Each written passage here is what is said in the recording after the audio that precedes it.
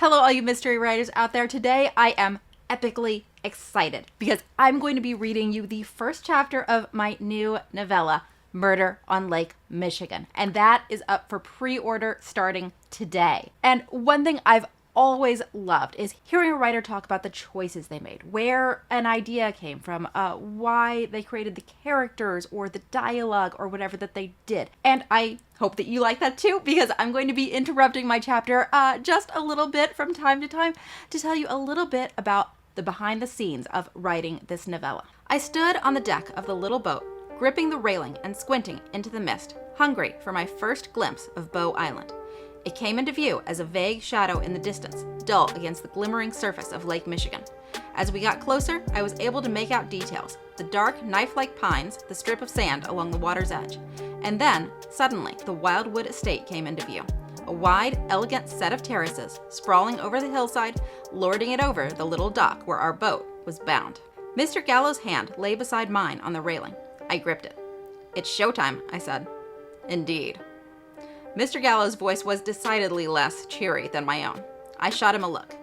His clothes marked him out as every inch the well-heeled businessman, ready to spend the weekend relaxing in style. He wore a striped silk shirt, slacks with a knife-sharp crease, and freshly polished saddle shoes. All of the clothes were on loan from a neighbor of mine, and although they did an adequate job of hiding Mr. Gallow's actual status as a private eye, his overall hard-boiled aspect was harder to disguise. His big shoulders were straining against the silk, and his hair, overlong and whipped by the wind, looked brutish and untamed. I reached up to smooth back his hair. "You should have used the brilliantine," I said. Mr. Gallow gave me a look that was both outraged and slightly terrorized. So, brilliantine is that hair cream that they used to wear in the 20s, and if you can picture Clark Gable or Cary Grant with their hair looking slicker than a Ken doll's, that's what we're talking about here. I always think of Mr. Gallow as being a little bit too rough and tumble for that look, so this was a fun detail for me to put in there to show the readers who he really is.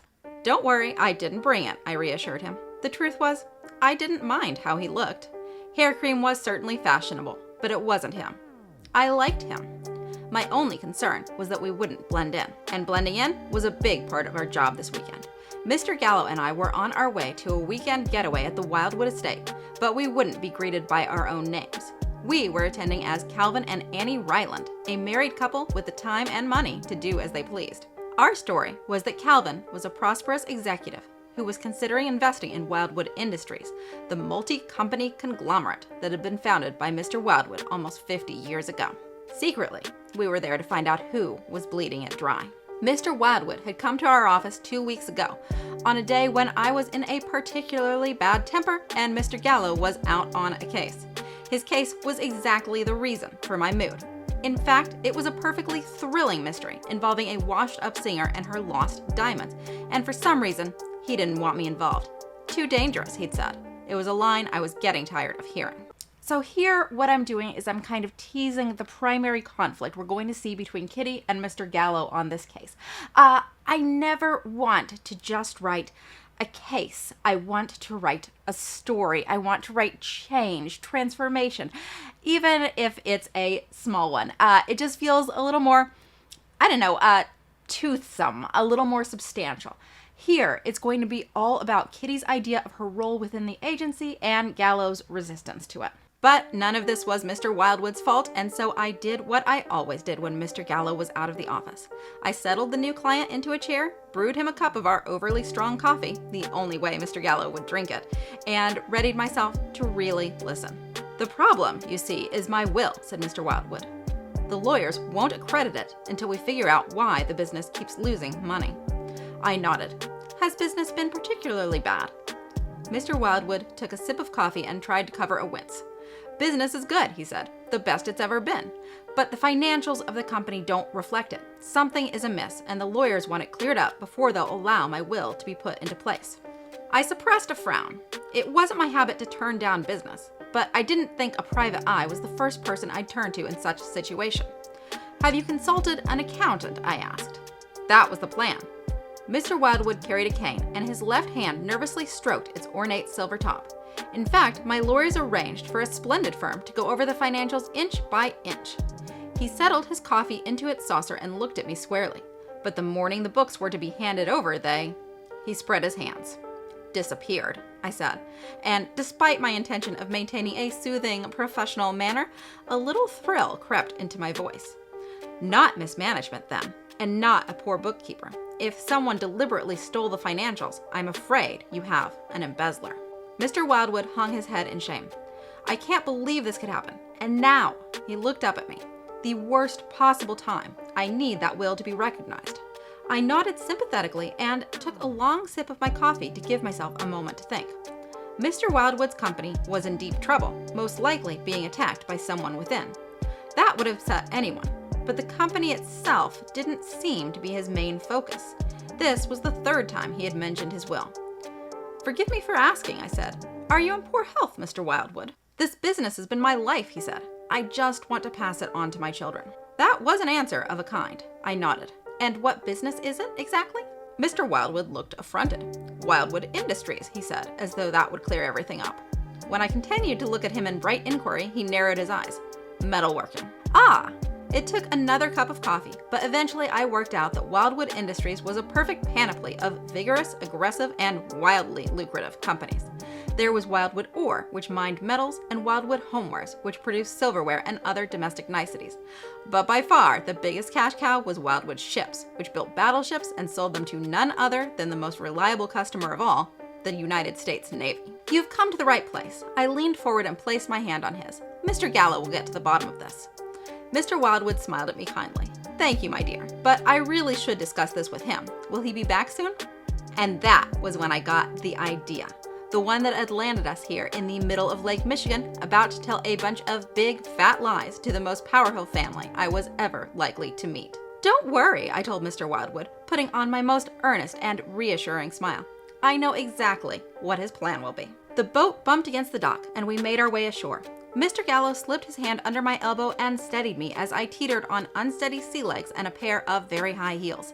My clothes, as well as Mr. Gallo's, had come to us via Mrs. Sigmund, a widowed neighbor of mine who was also watching my niece while I was away. Mrs. Sigmund had a daughter and son-in-law on whom she doted, both of whom had far too many clothes to notice that a few of them had gone missing for the weekend.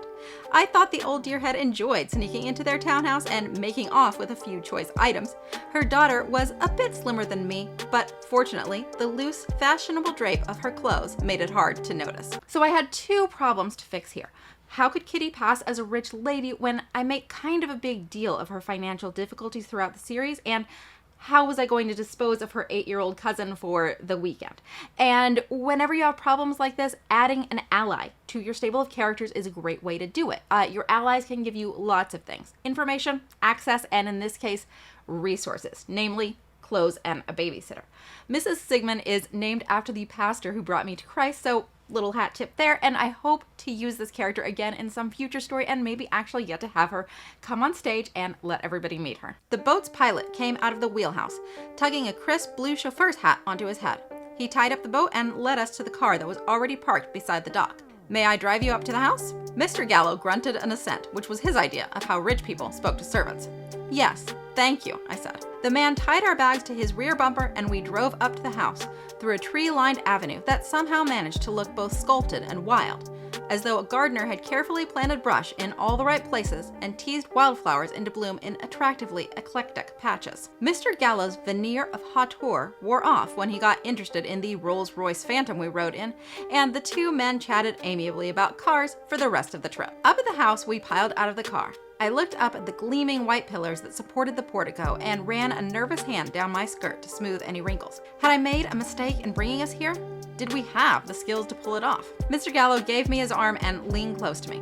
Don't worry, Mrs. Rayland, he said. You'll knock him dead. So Mr. Gallo has been and is going to be in the first chapters of this book sort of awful. And I really wanted to build in a moment of understanding between him and Kitty so that he wouldn't completely lose the reader's sympathy. And I like this one. He can see that she's nervous, and he comes in with just the right compliment to reassure her, proving that whatever disagreements they may have, he is indeed a good partner. He flashed me a winning grin, and I felt a stab of guilt at having deceived him.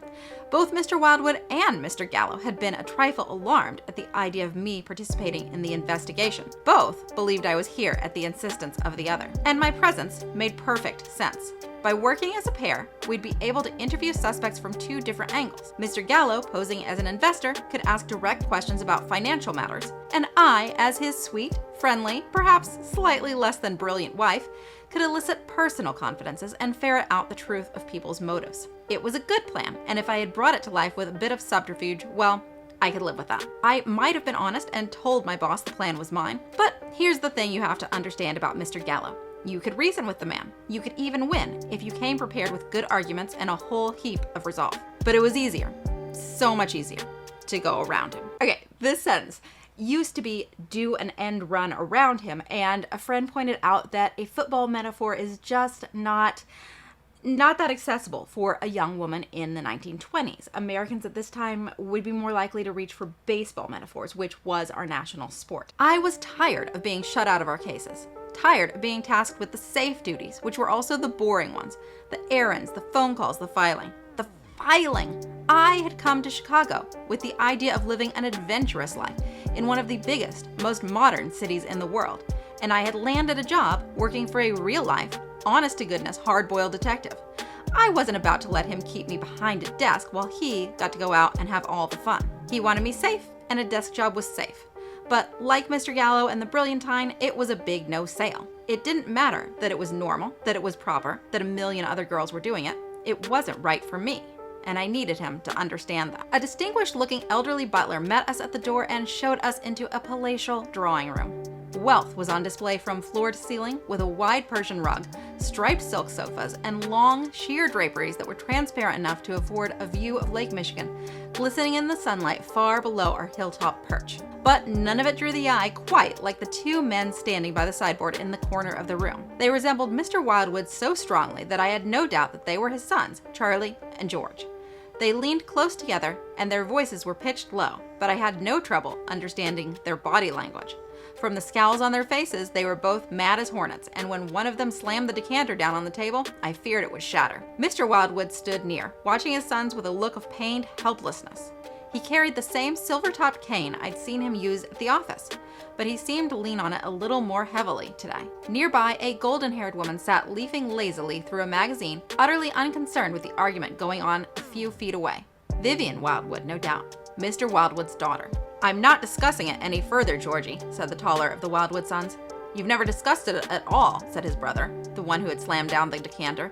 "You have to give me a chance to—" The taller man passed his hand dismissively through the air between them, effectively drawing a line through whatever chance his brother had wanted. "Leave Ryland to me." The butler cleared his throat and announced, "Mr. and Mrs. Calvin Ryland." All three Wildwood men glanced our way, with an identical expression of embarrassment widening their eyes. "Ah, Calvin," said Mr. Wildwood, with a little more warmth than seemed necessary. He stretched his mouth into a big grin that invited us all into the fiction that his son's argument hadn't just happened. "So glad you could come." "Charles," said Mr. Gallo in the same overly exuberant tone, "we're delighted to be here." "I will have your bags taken to your room, sir," the butler murmured discreetly. "Will there be anything else?" Mr. Gallo tried once again to ape the manners of the well-to-do. "Stop grunting at people," I hissed as the butler departed, and Mr. Wildwood began to hobble his way across the room to us. "Somebody is going to get fed up and do something nasty to our tea." Mr. Gallo raised an amused eyebrow. "To yours too," he whispered. "That seems a trifle unfair." Mr. Wildwood would be within hearing range soon. I gritted my teeth. "Just try to act like you're a normal person," I said. "A normal, ordinary, decent human being who just happens to be a potential investor for Wildwood Industries. Can you do that?" Mr. Gallo grinned. "A normal person with money," he whispered. "No such thing." Mr. Wildwood reached us, and Mr. Gallo raised his voice to a sonorous boom. "So good of you to have us." He puffed out his chest like a rooster ready to fight and gripped Mr. Wildwood's arm in a too hearty shake. "Annie's been looking forward to having a day to put her feet up. Between shopping and organizing lunches, that is." He gave a hearty guffaw, and I felt a stab of pity for the fictitious Annie Ryland. How did she put up with this guy? Glad to hear it, Calvin, said Mr. Wildwood. This was the first time the two men had actually met, and I was worried that Mr. Gallo had just made a bad impression. But if so, Mr. Wildwood didn't show it. He offered me his arm and gestured to the people gathered around the drawing room. Please, come in and meet the rest of my family. We followed him into the room. My oldest son, Charlie, said Mr. Wildwood, introducing us to the taller of the two men, the one who had dismissed his brother so coolly. Charlie, this is Calvin Ryland and his wife, Annie. They're thinking about investing in the company. Charlie Wildwood got to his feet. Very pleased to meet you, he said. Like his father, he was thin, with dark hair, gray eyes, and a tendency to stoop. Mr. Wildwood had told me a little bit about his sons at our meeting. Charlie Wildwood was Charles Jr., his father's namesake and heir apparent.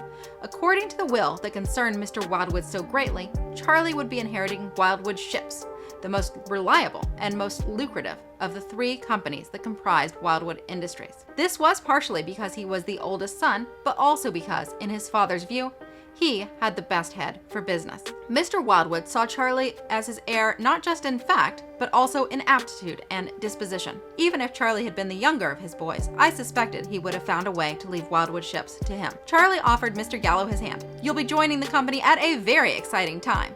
His eyes behind a pair of thin wire spectacles were bright. We're planning big expansions, new acquisitions. 6 months down the road, you'll be happy you bought in now. I'm not ready to commit just yet, said Mr. Gallo, and I was relieved to hear that a good deal of the false heartiness had left his voice, replaced by his usual thoughtful pragmatism. But I'm very interested in hearing about the new acquisitions. Perhaps we could sit down and discuss some details? After dinner, certainly. Charlie Wildwood grinned a salesman's grin and clapped Mr. Gallo on the shoulder. Once I tell you, you'll want to double your investment. Listen to Charlie and you'll be begging us to take all your money. The woman sitting on the divan tossed aside her magazine and smiled up at us. A wintry smile that was all lips, no eyes. How do you do? I'm Vivian Wildwood. Vivian had a crisp, upper crust accent, a helmet of sleek blonde hair, and 3 strands of pearls cascading down the front of her rose gold dress. She was looking at me now with an appraiser's squint in her eye, and I hoped my borrowed clothes would pass muster. Pleased to meet you, I said. I'm Annie Ryland. Vivian's cool gray eyes flicked over my ensemble from head to toe. I saw her eyes narrow slightly and the corners of her mouth tip up in slight satisfaction. She had finished her assessment and was pleased with the result. I wasn't as glamorous as she. Lovely to meet you, Vivian said coolly. Such a treat. I quickly ticked over what I had learned about Vivian Wildwood from her father. Vivian was not involved in running Wildwood Industries. She left that to the men in her family. Even so, she was set to inherit a chunk of it. Wildwood Homewares, the silverware company, turned an unremarkable but steady profit, and Mr. Wildwood was confident that it would secure Vivian's financial future, though he expected that she would leave its inner workings in the hands of its excellent managers. Indeed, Mr. Wildwood's younger son shouldered into the group. Georgie, as his brother had called him, wasn't quite as tall or as thin as the other men in his family. On the contrary, he was built on an entirely different model, with muscular shoulders and the sad beginnings of a paunch. He wore an overeager smile that seemed to mask a jittery uneasiness. Maybe he was feeling embarrassed after we'd heard his brother dismiss him so casually? For whatever reason, he seemed to be a trifle on edge. Perhaps to mask his uneasiness, he bent over my hand and smacked his lips down on it rather enthusiastically. So this is just...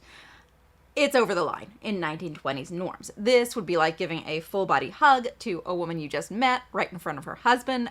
It's a bit of an eyebrow raiser. Out of the corner of my eye, I saw Mr. Gallo stiffen at this effrontery, but I didn't let it faze me.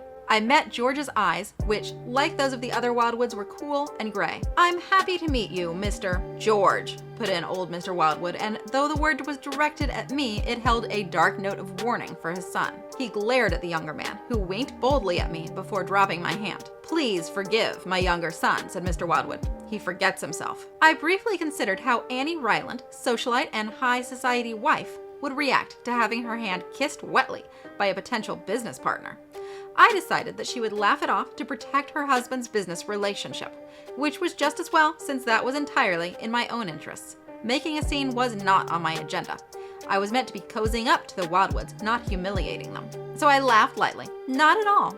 I smiled pleasantly, but not warmly, at George. Of all his children, I knew that Mr. Wildwood worried about George the most. I knew that because he had discussed George the least. I had left our meeting with the distinct impression that there were things he had deliberately left unsaid. George was meant to inherit Wildwood Ore, the mining operation, though I thought Mr. Wildwood had seemed a trifle ambivalent about that request. So often, when you have a lot of characters you want your readers to get to know, it can be helpful to sort of make them reflections of each other, make them kind of understood as variations on a theme.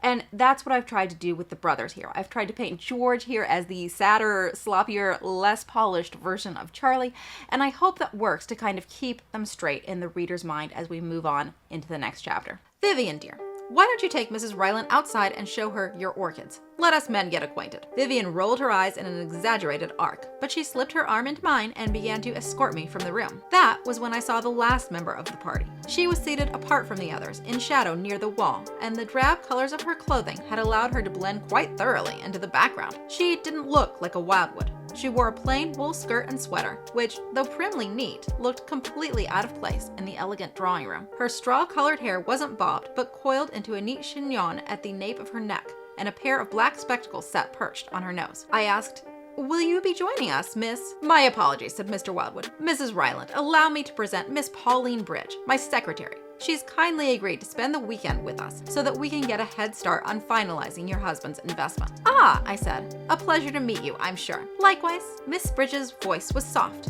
almost meek. She met my eyes briefly, then quickly glanced down at the notebook in her lap. She left my invitation unanswered, and Vivian didn't repeat it. "Come along, Mrs. Ryland," said Vivian, tugging slightly on my arm. "My orchids await." So that is the end of chapter 1. And if you want to read the rest, you're going to have to wait just a little bit. The book is up for pre-order now, and it will release very soon. I'm putting a link up here on the screen for anyone who wants to grab that novella, and I just want to thank all of you for listening to my work. It's hard to say how much it means to me.